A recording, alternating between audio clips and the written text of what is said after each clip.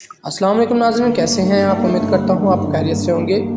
ناظرین، آج ایک دوست نے ایک اور سوال کیا ہے کہ اگر کوئی نیک عمل صرف لوگوں کو دکھانے کے لیے کریں تو کیا وہ قبول ہوگا؟ بہت ہی اچھا سوال ہے۔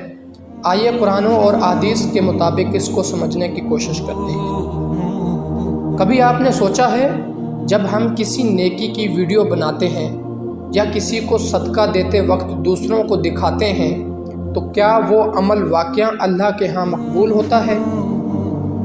کیا ریا یعنی دکھاوا نیکی کو برباد کر دیتا ہے؟ سوچنے والی بات ہے۔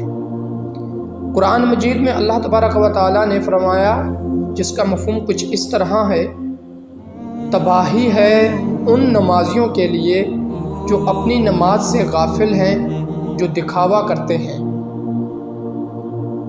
اللہ کے نزدیک عمل کی قیمت نیت سے طے ہوتی ہے۔ اگر نیت میں خلوص ہے تو چھوٹا سا کام بھی بڑا بن جاتا ہے، اور اگر نیت میں ریا یعنی دکھاوا ہے تو بڑا عمل بھی خالی ہو جاتا ہے۔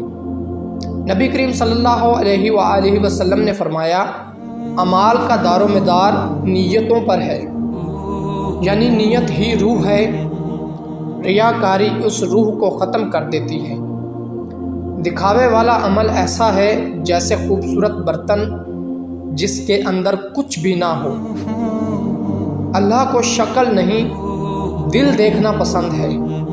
کبھی کبھی انسان دکھاوے سے شروع کرتا ہے مگر دل بدل سکتا ہے اگر وہ سچ میں اللہ کے لیے نیت درست کر لے۔ یاد رکھیں، ریا کا مطلب صرف دوسروں کو دکھانا نہیں بلکہ اللہ کو بھول جانا ہے۔ جب نیت بدل جائے تو نیکی عبادت بن جاتی ہے، اور جب نیت خراب ہو تو عبادت عادت بن جاتی ہے۔ خلوص وہ آئینہ ہے جس میں اللہ اپنا نور دکھاتا ہے۔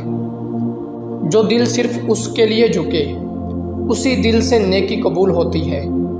تو اگلی بار جب نیکی کرو، کسی کو مت دکھاؤ، بس دل میں کہہ دو، یا اللہ یہ تیرے لیے ہے، تیرے سوا کسی کے لیے نہیں۔